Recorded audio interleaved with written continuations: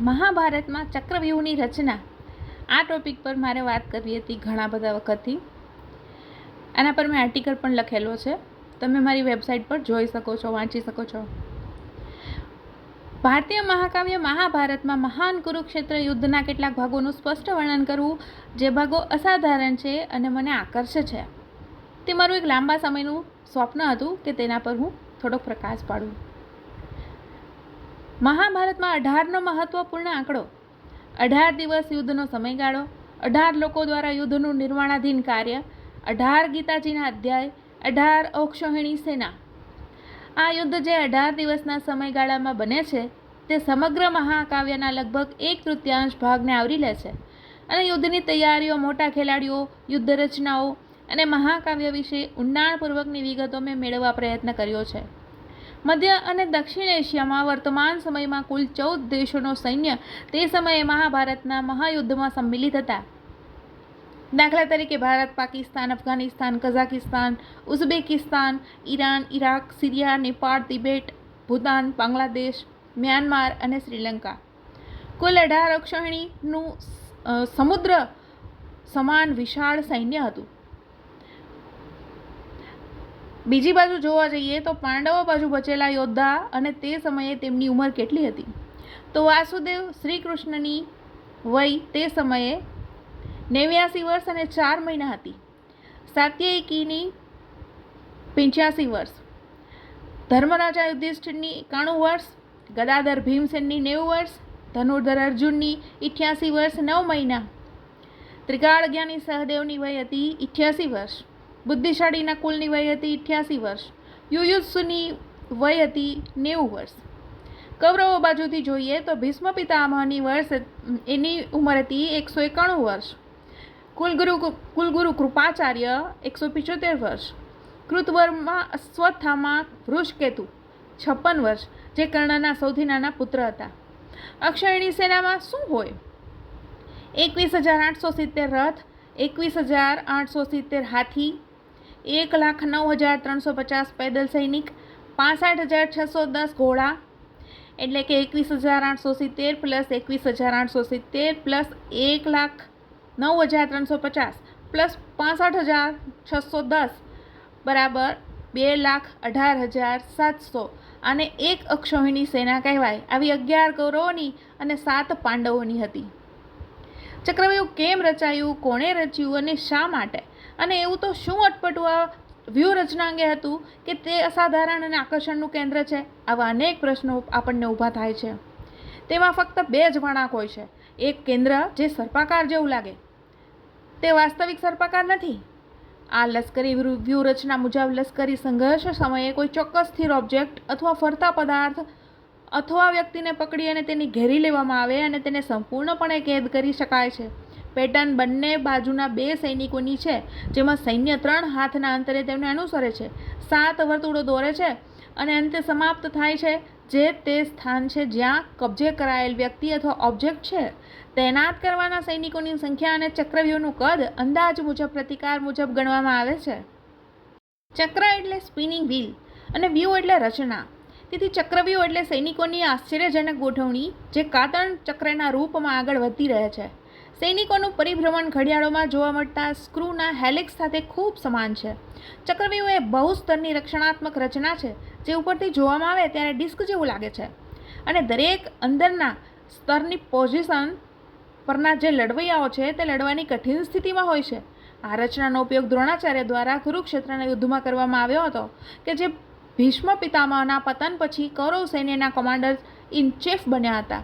વાસ્તવિક ભૂલભુલામણીની જેમ શરૂઆતથી જ અંદરની તરફ એ ફેરવાય છે, પાછળ અને બહાર જાય છે અને અચાનક કેન્દ્રમાં આવે છે. આ પણ પાઠક્રમમાં વ્યક્ત થયેલ છે. દાખલા તરીકે 3, 2, 1, 4, 5 અને 6. ચક્રવ્યૂહમાં ભંગ કરવો, ચક્રવ્યૂહમાં પ્રવેશ કરવો અને થાક્યા વિના કેન્દ્રમાં પહોંચવું એ એક યોદ્ધાની જરૂર હોવી જોઈએ, જેથી તે ટૂંકો સંભવિત માર્ગ શોધી શકે તેમજ તેને તે કેન્દ્ર તરફ જવાના માર્ગની સાથે યોદ્ધાઓની કુશળતામાં ખરેખર શ્રેષ્ઠ હોવાની માંગ કરે છે.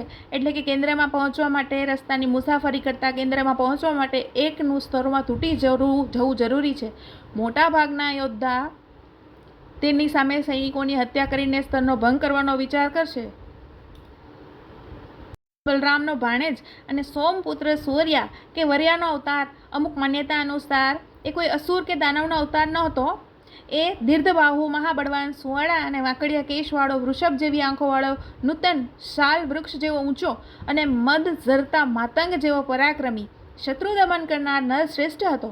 અર્જુનનો એ પુરુષ શ્રેષ્ઠ પુત્ર નિર્ભય અને મન્યુવાન એટલે કે સાહસિક હતો, તેથી તેનું નામ અભિમન્યુ પાડ્યું હતું. બાળપણથી જ અભિમન્યુ શ્રીકૃષ્ણ અને પાંડવોને અતિશય વહાલો. શ્રીકૃષ્ણે તેની જાતિ કર્માદિ સંસ્કારોની સર્વ શુભ ક્રિયાઓ કરી હતી. પિતા અર્જુને તેને શાસ્ત્ર જ્ઞાન અને શાસ્ત્ર વિદ્યાનું વિશિષ્ટ શિક્ષણ આપે અને યુદ્ધ કળામાં નિષ્ણાત બનાવ્યો હતો. પાંડવો વનવાસમાં હતા ત્યારે પ્રદ્યુમને પણ તેને તાલીમ આપેલી. આને લીધે અભિમન્યુ નાની વયમાં જ રથ યુદ્ધ પયુથ એટલે કે રથના યુદ્ધપતિઓનો પણ યુદ્ધપતિ મહાસેનાધિપતિ થયેલો. અભિમન્યુએ દ્રૌપદીના પુત્રોને પોતાના ભાઈઓને અતિન્દ્રિતપણે તાલીમ આપીને કેળવેલા હતા. ચક્રવ્યૂહ એવી રીતે ડિઝાઇન કરવામાં આવ્યું છે કે જો કોઈ યોદ્ધા તેમાં પ્રવેશવામાં સફળ થાય તો પણ તે સરળતાથી અંદર ફસાઈ શકે છે. ચક્રવ્યૂહમાં સફળતાપૂર્વક પ્રવેશ કરવા અને જીવંત બહાર આવવા માટે યોદ્ધાને રચનામાં પ્રવેશવા અને બહાર નીકળવા બંને માટે ચોક્કસ વ્યૂહરચના જાણવાની જરૂર હતી. સૌથી ભયંકર અને તેજસ્વી લશ્કરી રચના યુદ્ધમાં દ્રોણે તેની કેદી તરીકે પાંડવોના નેતા યુધિષ્ઠિરને પકડવાના હેતુથી યુદ્ધના 13મા દિવસે ચક્રવ્યૂહને સમર્પિત કર્યું. આવા જીવલેણ ચક્રવ્યૂહનું છટકું હતું કે કૃષ્ણ, અર્જુન, દ્રોણ, ભીષ્મ અને પ્રદ્યુમન જેવા કેટલાક પ્રતિભાશાળી યોદ્ધાઓ જ તેનામાં તૂટી પડવાનો અને બહાર આવવાનો માર્ગ જાણતા હતા. જયદ્રથને અર્જુનના ક્રોધથી બચાવવા માટે પદ્મવ્યૂહ, શક્તવ્યા ગાડીની રચના અને સૂચિવ્યૂહ એટલે સોયની રચનાનું સંયોજન પાયદળ ચક્રવ્યૂહના બાહ્ય સ્તરોની રચના કરી અને આંતરિક સ્તરો સશસ્ત્ર રથ અને હાથી ઘોડેસવારી દ્વારા રચાયા હતા. અર્જુનની ગેરહાજરીમાં પાંડવો મુશ્કેલ સ્થિતિમાં હતા. ચક્રવ્યૂહમાં પ્રવેશવાનું થોડું જ્ઞાન ધરાવતો એકમાત્ર વ્યક્તિ અર્જુનનો પુત્ર અભિમન્યુ હતો. કુરુક્ષેત્ર યુદ્ધ સમયે અભિમન્યુ માત્ર 16 વર્ષનો હતો, પરંતુ તે પહેલાથી જ તેની બહાદુરીની અસાધારણ લડાઈ કૌશલ્ય માટે જાણીતો હતો. મહાભારત યુદ્ધ અનુસાર ચક્રવ્યૂહને વિંધવા અભિમન્યુ વિશે ત્યારે જ ખબર પડે જ્યારે તેની માતાના ગર્ભમાં હતો. તેની માતા સુભદ્રા ચક્રવ્યૂહને તોડવાની યુક્તિ સમજાવતા સાંભળી રહી હતી. જ્યારે તે ગર્ભવતી હતી ત્યારે અર્જુન ચક્રવ્યૂહમાં કેવી રીતે પ્રવેશ કરવો તે સમજાવવાનું શરૂ કરી દીધું, પરંતુ તે તેમાંથી બહાર નીકળવાનું સમજાવે તે પહેલાં સુભદ્રા સૂઈ ગઈ. આનો અર્થ એ થયો કે અભિમન્યુ ચક્રવ્યૂહમાં કેવી રીતે પ્રવેશ કરવો તે જાણતો હતો, પરંતુ કેવી રીતે બહાર નીકળવું તેના વિશેનો મહત્વપૂર્ણ ભાગ જાણતો ન હતો. સંખ્યામાં ઓછા હોવા છતાં અભિમન્યુ અદ્ભુત બહાદુરીથી લડ્યો. તેણે પોતાની પાસે રહેલ દરેક શસ્ત્રનો ઉપયોગ કરીને તેના હુમલાખોરોનો સામનો કર્યો.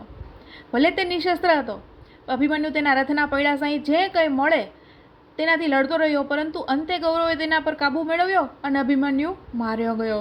તેનું મૃત્યુ થયું. અન્યાય યુક્તિઓનું પરિણામ હતું જેને યુદ્ધના પારંપરિક નિયમોનો ભંગ કર્યો. અભિમન્યુનું મૃત્યુ પાંડવો માટે એક મોટો ફટકો હતો.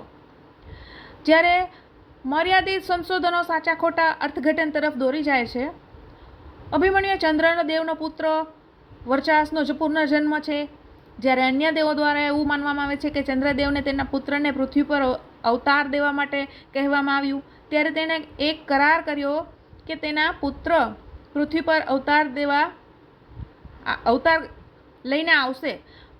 તેથી અભિમન્યુની ઉંમર અથવા એનું આયુષ્યનું શ્રીકૃષ્ણને સંપૂર્ણ રીતે માહિતી હતી.